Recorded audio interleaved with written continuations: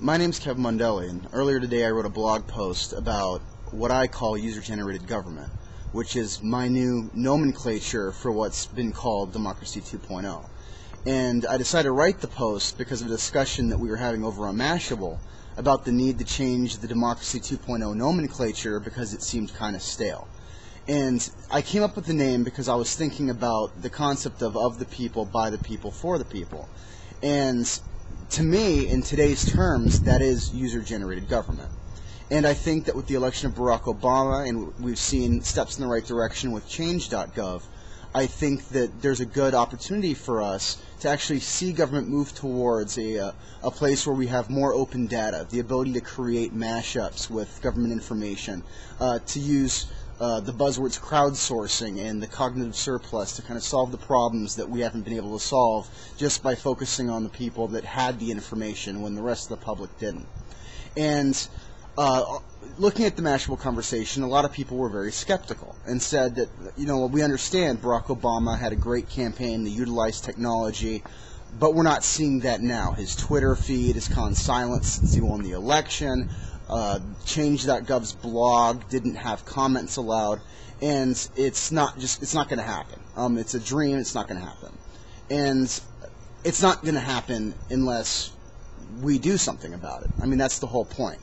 Barack Obama's administration is not going to completely change the way things are done when it comes to technology and the openness of government without your help and without your input. And that's the whole concept. You're making the case for user-generated government by actually advocating for user-generated government. And we can't just sit there and say, it's not going to happen, they're not going to do it on their own. Because one thing that we all have to realize as Americans is that our job does not end after we leave the polling place.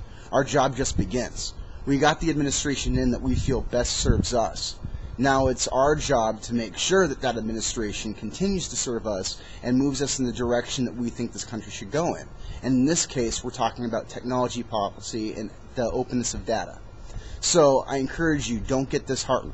If you really feel strongly about changing the way that we do things in government from a technology standpoint and how data is presented to the people and to remove the informational asymmetry that we've been faced with since the inception of this country, then start talking to people about it.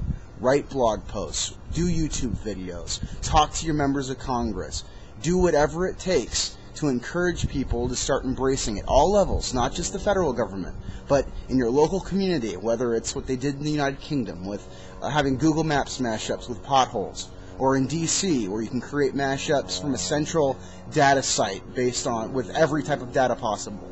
Work for it and fight for it. And if we do that, we might actually be pleasantly surprised.